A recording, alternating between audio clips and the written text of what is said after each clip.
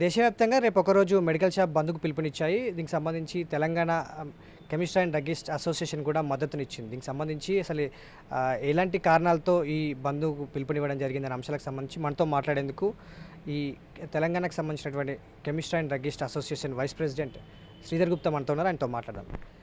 రేపు ఒకరోజు medical shop బంద్కు పిలుపునివ్వడానికి గల కారణాలు ఏంటి? దీనివల్ల ప్రజలకు జరుగుతున్నటువంటి జరిగిన నష్టాన్ని మీరు ఎట్లా అడ్జస్ట్ చేస్తారు? మే 20 నాడు ఆల్ ఇండియా లెవెల్లో ఈ ఆన్లైన్లో ఫార్మసీ వ్యాపార ఆగడాల అడ్డుకట్ట కోసం మేము ఈ బంద్కు పిలుపునిచ్చాము. ఇది గవర్నమెంట్ను ముఖ్యంగా 2 అమెండ్మెంట్స్ ఉన్నాయి, జీవోలు ఉన్నాయి. ఆ 2 జీవోలు రద్దు చేయాలనేది మా ప్రధానమైన డిమాండ్. ఈ ఆన్లైన్ ఫార్మసీల అడ్డగోలు వ్యాపార ధోరణితో అక్రమాలతో ప్రజల ఆరోగ్యాలు దెబ్బతింటున్నాయి. యాంటీబయాటిక్స్ విచ్చలవిడిగా అమ్ముతున్నారు. యాంటీబయాటిక్స్ ఎక్కువ వాడడం వల్ల వీళ్ళ ఏఎంఆర్ అంటే యాంటీ మైక్రోబయాల్ రెసిస్టెన్స్ పెరిగి తదుపరి యాంటీబయాటిక్స్ పనిచేయకుండా ప్రాణాలు కోల్పోయే పరిస్థితి వస్తుంది. తర్వాత వయోవృద్ధులకి ఏవి ఎట్లా వాడాలో గైడెన్స్ లేకుండా ఈ ప్రిస్క్రిప్షన్లు తెప్పించుకొని జనరేటర్ ప్రిస్క్రిప్షన్ తెప్పడం వల్ల ముందు వెనకాల వాడడము, 1 వీక్ ఒక 3 months 6 months కోర్స్ వాడడము, ఇలాంటి వాటి వల్ల కూడా వీళ్ళ ప్రజల ఆరోగ్యం దెబ్బతింటున్నది. ముఖ్యంగా యువత ప్రక్కన మెడికల్ షాప్లో హ్యాబిట్ ఫార్మింగ్ డ్రగ్స్ మత్తు మందులు ఏవైతే నిద్ర కలిగించే మందులు ఉంటాయో, బ్రెయిన్ని స్టెబుల్గా ఉంచకుండా అగ్రెసివ్గా ఉండే విధంగా మందులు ఉంటాయి కొన్ని, అలాంటి మందులన్నీ కూడా ఈ యువత ఆన్లైన్లో తెప్పించుకుంటున్నారు. యువత మత్తులో చిత్తు అయిపోతుంది. మన ప్రభుత్వాలేమో ఈ మత్తును చిత్తు చేసే విధంగా ప్రణాళికలు రూపొందించి కఠినమైన నిర్ణయాలు తీసుకుంటుంటే ఈ ఆన్లైన్ ఆగడాలతో మనకు నార్కోటిక్ టీం వాళ్ళు కానీ డ్రగ్ కంట్రోల్ అథారిటీ వాళ్ళతో కానీ కొలాబరేట్ అయ్యి వీళ్ళు ఎన్ని ప్రయత్నాలు చేసినా ఎక్కడో స్టేట్లో నుంచి పంపించే మందులను ఇక్కడ రాష్ట్ర అధికారులు వాటిని అడ్డుకోలేకపోతున్నారు. కాబట్టి దేశవ్యాప్తంగా ఉన్నటువంటి 12 లక్షల పైచిలుకున్న మెడికల్ షాపులతోటి మనకున్న 1 కోటి ప్రజలకు తప్పకుండా అందరికీ అన్ని వేళ అందుబాటులో ఉంటాయి. మన దగ్గర 24 hour షాప్స్ ఉన్నాయి. డైలీ 15 to 16 hours వర్క్ చేసే షాప్సే మొత్తంగా ఉన్నాయి. ప్రజలకు మందుల వల్ల ఎప్పుడు ఇబ్బంది కలగలేదు. తర్వాత ఈ ఆన్లైన్లో తెప్పించుకోవడం అవసరం లేదు. ఈ ప్రజల ప్రాణాలను అడ్డుపెట్టి యువత చిత్తుగా అయ్యే మత్తు మందులను సరఫరా చేస్తుంటూ ఆన్లైన్ తెప్పించుకోవడం అవసరం లేదు. ప్రధానంగా ఈ డిస్కౌంట్స్ అనేది మాకేమో గవర్నమెంట్ నుంచి రిటైల్ మెడికల్ షాప్లకి ప్రైస్ కంట్రోల్ ఉన్న మెడిసిన్స్ అన్నీ కూడా 16% మార్జిన్, 16% మాత్రమే మార్జిన్, డిస్ట్రిబ్యూటర్కి 8% మార్జిన్. ప్రైస్ కంట్రోల్ లేని మెడిసిన్స్ని 20% మార్జిన్ రిటైలర్కి, డిస్ట్రిబ్యూటర్కి 10% మార్జిన్. మీరు చూస్తున్నారు ఇప్పుడు ఆన్లైన్లో మినిమం 20 above 30, 40, 50% డిస్కౌంట్స్ ఇస్తున్నారు. మా ప్రజలు ఆలోచన చేయాలి. గవర్నమెంట్ ఇచ్చిన ఈ డిస్కౌంట్ స్ట్రక్చర్ కాదని వీళ్ళు ఎక్కడి నుంచి తేగలుగుతున్నారు అంటే దీంట్లో స్పోరియస్ కౌంటర్ఫెయిట్ డ్రగ్స్ విపరీతంగా వస్తున్నాయి. గవర్నమెంట్ ఇచ్చిన మార్జిన్ కాదని వీళ్ళు ఎలా చేయగలుగుతున్నారు? ఇవన్నీ ప్రజలు ఆలోచన చేసుకోవాలి. ఈ అన్యాయమైన ఈ బిజినెస్ని కార్పొరేట్ శక్తులు వాళ్ళ సొంత బ్రాండ్లు తీసుకొని వచ్చి ఈ ఎక్కువ డిస్కౌంట్లు అంటే ఎంఆర్పి అన్ని కంపెనీలు ఎలా ఉండేవో దానికి డబుల్ ఎంఆర్పీలు పెట్టుకుంటూ తర్వాత దాని మీద 60%, 80% డిస్కౌంట్స్ పెడుతున్నారు. ఇవి అర్థం చేసుకోవడానికి చాలా కష్టమైన విషయం ఇది.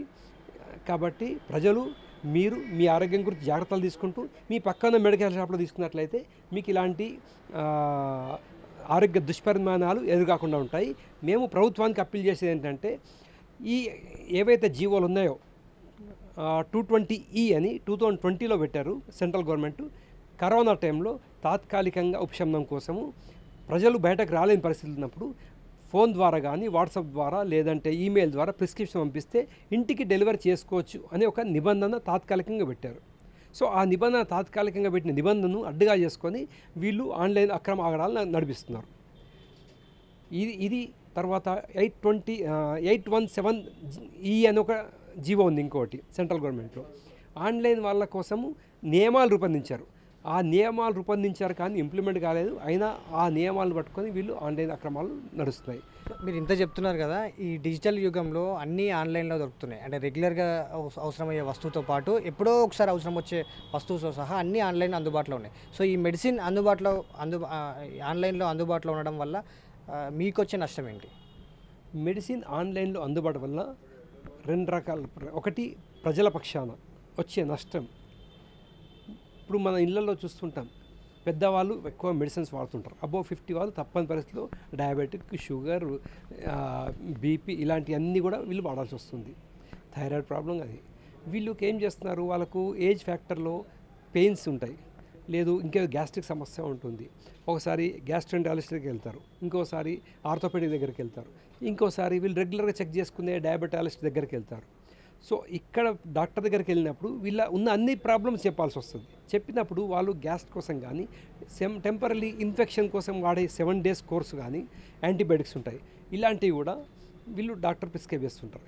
ఈ ప్రిస్క్రిప్షన్ అప్లోడ్ చేసిన వల్ల వీళ్ళకు సరైన గైడెన్స్ లేకుండా అటు ఆర్థోపెడిక్ మెడిసిన్స్, పెయిన్ కిల్లర్స్, ఇటు ఈ గ్యాస్ట్రిక్, దాంట్లో గ్యాస్ట్రిక్ ఉంటాయి, దీంట్లో గ్యాస్ట్రిక్ ఉంటాయి, ఇవన్నీ కూడా డబుల్ వేసుకుంటున్నారు. అంటే వీళ్ళు ఒక 3 months 6 months కూడా పెయిన్ కిల్లర్స్ అలాగే వాడుతున్నారు. దానివల్ల కిడ్నీ చెడిపోతుంది, లివర్ డ్యామేజ్ అయిపోతుంది. ఇలాంటి ఎన్నో కేసులు మా అనుభవంలోకి వచ్చాయి. ఇవి ఆన్లైన్ తెప్పించుకోవాలి, రిటర్న్ తీసుకోరు కాబట్టి మళ్ళీ మా దగ్గరకు వచ్చి రిటర్న్ తీసుకుంటారని అడుగుతారు. ఎందుకు అక్కడ ప్రజలు అట్రాక్ట్ అవుతున్నారు అంటే అధికమైన డిస్కౌంట్లు. అధికమైన డిస్కౌంట్లు ఎందుకు వస్తున్నాయి? మరి మేము గవర్నమెంట్కి అదే అప్పీల్ చేయాల్చుకున్నాం. మాకు 20% 16%లో రిస్ట్రిక్ట్ చేశారు మార్జిన్స్. మరి ఆన్లైన్ వాళ్ళు 40% 50% ఎలా చేయగలుగుతున్నారు? మీరు కూడా ప్రైస్ కంట్రోల్ నుంచి ఈ మెడిసిన్స్ తీసేసేయండి, మేము కంపెనీ వాళ్ళతో నెగోషియేట్ చేసుకుంటాం, 40-50% మేము మార్జిన్ సంపాదించుకొని ప్రజలకు పంచుతాం. ఇది కాకుండా సీతకన్ను పెట్టి మా మీదనేమో restrictions, schedule H1, X register maintain చేస్తూ రెగ్యులర్గా మానిటరింగ్ ఉంటుంది. డ్రగ్ కంట్రోల్ అథారిటీ వాళ్ళు, డ్రగ్ ఇన్స్పెక్టర్స్ రెగ్యులర్గా వచ్చి చెక్ చేస్తుంటారు. మరి ఇవన్నీ చెక్ చేసే క్రమంలో ఆన్లైన్ ఎక్కడో ఆఫీస్ ఉంటుంది, ఏ స్టేట్లో ఆఫీస్ ఉంటుందో తెలియదు, అడ్రస్ పట్టుకొని ప్రాబ్లం వస్తే ఈ రాష్ట్ర అధికారులు ఆ రాష్ట్ర అధికారులతోటి వాళ్ళకి కోఆర్డినేట్ చేసుకొని వాళ్ళకి చెక్ చేయాల్సి వస్తుంది. ఇవన్నీ కష్టమైన పద్యం. అందుకనే యువత కూడా పబ్లిక్ పక్కన ఉన్న మెడికల్ షాప్లో మందులు ఇవ్వమంటారు. వీళ్ళ అవతారం చూసి, వీళ్ళకొని చూసి ఇది డ్రగ్ అడిక్టు, వీళ్ళకి ఇవ్వము అనేది చేస్తారు. ఇలాంటివన్నీ ఏ ప్రిస్క్రిప్షన్ జనరేట్ చేసి ఆన్లైన్లో తెప్పించుకుంటున్నారు. యువత మత్తులో జరుగుతుంది. తర్వాత ఈ అబార్షన్ కిట్లు ఏవైతే ఉన్నాయో MTP కిట్స్ అంటారు, వీటిని విపరీతంగా తెచ్చుకుంటున్నారు. మొన్న రీసెంట్గా మన తెలంగాణ గవర్నమెంట్ నుండి వైద్య శాఖ మంత్రి గారు వాళ్ళ దృష్టికి వచ్చింది ఈ MTP కిట్ల గురించి. వాళ్ళు మన రాష్ట్ర అధికారులకు ఆదేశాల ప్రకారము చెక్ చేసినట్లయితే అన్ని దుకాణాల్లో నార్మల్ సేల్స్ ఉన్నాయి, కానీ కంపెనీ డాటా తీసుకున్నట్లయితే వేల సంఖ్యలో ప్రతి నెల MTP కిట్లు అవుతున్నాయి. ఎక్కడి నుంచి వస్తున్నాయి అంటే ఆన్లైన్లో. వీటిని అరికట్టాలంటే రాష్ట్ర అధికారుల చేతిలో మినిమం స్ట్రెంత్ ఉంది వాళ్ళకు. అంటే వాళ్ళ ఉన్న పోస్టులు తక్కువ, మనకున్న షాప్స్ సంఖ్య రాష్ట్రంలో 45,000 పైసలకు మెడికల్ షాపులు ఉన్నాయి. మన హైదరాబాద్లోనే 25,000 మెడికల్ షాపులు ఉన్నాయి. అది కాకుండా విపరీతమైన ఫార్మా కంపెనీస్ ఎక్స్పోర్ట్స్లో హైదరాబాద్ ది బెస్ట్ ఇండియాలో. మరి అన్ని కంపెనీలు ఉన్నాయి. ఉన్న ఈ అధికారులతోటి అన్ని రెగ్యులర్గా మానిటరింగ్ చేయడం అనేది కష్టమవుతున్నది. ఈ విషయాన్ని గ్రహించే మన వైద్య ఆరోగ్య శాఖ మంత్రి దామోదర్ రాజనరసింహ గారు కొత్త పోస్టులకు కూడా మంజూరు చేశారు. ఈ వచ్చిన తర్వాత కొంత నియంత్రణకు వస్తుంది. ఎంత నియంత్రణకు వచ్చినా పక్క రాష్ట్రాలకు వెళ్ళి చేయాలనే విషయం అనేది చాలా కష్టసాధ్యమైన విషయం. సెంట్రల్ ఉన్న CDSCO అని ఉంటుంది, సెంట్రల్ డ్రగ్ స్టోర్, వాళ్ళు మటుకు చేయొచ్చు ఇండియా లెవెల్లో. వాళ్ళ అధికారాలు కంపెనీస్ వరకు ఉంటాయి. ఈ షాప్ల తనిఖీలు రాష్ట్ర అధికారుల చేతిలో ఉంటుంది. కాబట్టి అటు స్టేట్ కానీ సెంట్రల్ కానీ కంబైన్డ్గా చేసే వ్యవస్థ లేదు. ఈ స్టేట్ వాళ్ళు ఆ స్టేట్కి వెళ్ళి అధికారులు చెక్ చేయాలంటే కొన్ని తతంగమైన కష్టమైన విషయంగా ఉంది. ఇవన్నీ దృష్టిలో పెట్టుకొని ఆన్లైన్ అనేది మన దేశ భౌగోళిక ప్రజల పరిస్థితుల ప్రకారము మనకు అవసరం లేదు. ఎందుకంటే ఎక్కువ షాపులు ఉన్నాయి. మనము ఆన్లైన్లో ఎలక్ట్రానిక్ వస్తువులో ఇంకేదో బట్టలో తెప్పించుకుంటే మాకు సరిపడలేదు, తెలిసిపోతుంది బట్టల సైజు. లేదు ఎలక్ట్రానిక్ వస్తువు పనిచేయలేదు, తొందరగా పాడైపోతుంది, అది మార్చేసి రిటర్న్ చేస్తాను, లేదంటే ఇంకో కొత్త పీస్ కొనుక్కుంటాం. కానీ ఆరోగ్యం అలా కాదు కదా. డూప్లికేట్ వచ్చినప్పుడు నీకు ఎప్పుడు తెలుస్తుంది? నీకు 3 నెలలు వాడిన తర్వాత డాక్టర్ దగ్గరికి వెళ్తే నీకు ఇంకా షుగర్ ఎందుకు తగ్గలేదు అని చెక్ చేస్తారు. అప్పుడు కానీ వీళ్ళకి అర్థం కాదు ఈ మెడిసిన్స్ ఎఫెక్టివ్గా పనిచేయట్లేదు. ఎందుకు ఎఫెక్టివ్గా పనిచేయట్లేదు అంటే ఈ ట్రాన్స్పోర్టేషన్లో కానీ, ప్రాపర్ టెంపరేచర్ మెయింటైన్ చేసేట్లో కానీ, లేదు స్పోరియస్ డ్రగ్స్ రావడం కానీ, సేమ్ అన్నీ అలాగే ఉంటాయి. ప్యాకింగ్ తెలియదు అది. మరి డిస్కౌంట్ వీళ్ళు ఎలా ఇవ్వగలుగుతున్నారు? ఇవన్నీ దృష్టిలో పెట్టుకొని, ప్రజల ఆరోగ్యం దృష్టిలో పెట్టుకొని, మా జీవితాలు రోడ్డు పడద్దు అనేది ఆలోచన చేసుకొని మేము ఈ బంద్కు పిలుపునిచ్చాము. ఈ ఒక్కరోజు బంద్ ద్వారా ఎలాంటి మెసేజ్ వెళ్తుంది అనుకుంటున్నారు? ఒకరోజు మెడిసిన్ బంద్ సరిపోతుందా? దీని ఒకవేళ మీరు రేపు బంద్ నిర్వహించడం వల్ల ప్రజలకు మెడిసిన్ అందుబాటులో ఉండకపోవడం వల్ల వచ్చే సమస్యలు కూడా చాలా సమస్యలు ఉంటాయి. సో దాన్ని ఎట్లా మీరు ఇట్లా కోఆర్డినేట్ చేస్తారు? ఒకరోజు బంద్ వల్ల అన్నారు. ఒకరోజు బంద్ వల్ల ఇది ప్రజలకు ప్రతిరోజు అందుబాటులో ఉండాల్సిన విషయం. ఈ ఒక్కరోజు బంద్ అనేది చాలా బాధాకరమైన విషయం. ఎంతో మనోవేదనకు గురై తప్పని పరిస్థితిలో మేము తీసుకోవాల్సిన వచ్చే నిర్ణయం. ఇప్పటికే పలుమార్లు సెంట్రల్ గవర్నమెంట్కి మేము కరెస్పాండ్ చేయడం జరిగింది. మా ఏఐసిడి అధ్యక్షులైన షిండే గారు, సెక్రటరీ రాజీవ్ గారు ఎన్నోసార్లు ఇది రిప్రజెంటేషన్ జరిగింది. మొన్న 4 రోజుల కింద కూడా పీయూష్ గోయల్ గారు సెంట్రల్ మినిస్టర్ ఒక హై లెవెల్ మీటింగ్ పెట్టారు. వాళ్ళు కూడా సానుకూలంగా స్పందించి ఈ 20 తర్వాత 3-4 రోజుల తర్వాత ఒక హై లెవెల్ మీటింగ్ ఇంకోటి పెట్టి దీనికి సానుకూలమైన నిర్ణయం తీసుకుందామని చెప్పారు. అది కాకుండా ఇంకొక విషయం జరిగింది, ప్రజలకు అందుబాటులో మా ధర్నా, మా యొక్క బందే ప్రజల ఆరోగ్యం కాపాడు కోసం. ప్రతి మెడికల్ షాపు 100 కుటుంబాల్లో 1-2 మెడికల్ షాపులు ఉంటాయి. ప్రతి మెడికల్ షాపు ఉన్న సరౌండింగ్ కుటుంబాల్లో ఒక బంధం ఏర్పడి ఉంటుంది వీళ్ళకు. మేము ప్రజలకు ఇబ్బంది అయ్యే పరిస్థితి ఎట్టి పరిస్థితిలో చేయము. మా అసోసియేషన్ కూడా ఈ విషయంలో దృఢ నిర్ణయం తీసుకుంది. ప్రజల సహకారం కోతే మేము ఈ బంద్ పిలుపునిచ్చాము. ఒకవేళ ఎమర్జెన్సీ డ్రగ్స్ అవసరమైనట్లయితే మేము 2 నంబర్లు ఇచ్చాము. ఇక్కడ సెంట్రల్ సిటీలో, తర్వాత వేరే డిస్ట్రిక్ట్స్లో కూడా ఎమర్జెన్సీ నంబర్ ఇచ్చాము. ఆ నంబర్ కాల్ చేసినట్లయితే మీ ఇంటికే ఆ మెడిసిన్ తప్పకుండా అందజేయగలుగుతాం. మీరు ఎక్కడున్నా అక్కడికి ఎమర్జెన్సీ డ్రగ్స్ తప్పకుండా అందజేయగలుగుతాము. అది కాకుండా ఆపరేషన్ థియేటర్ ఉన్నటువంటి హాస్పిటల్ లోపల ఫార్మసీలు బంద్ ఉన్నా కూడా లోపల ఎమర్జెన్సీ డ్రగ్స్ అందుబాటులో ఉండే విధంగా అక్కడ ఫార్మసిస్ట్ కానీ షాప్ యజమాని కానీ ఉంటారు. ఈ ఇబ్బంది ఏం లేదు ప్రజలకి.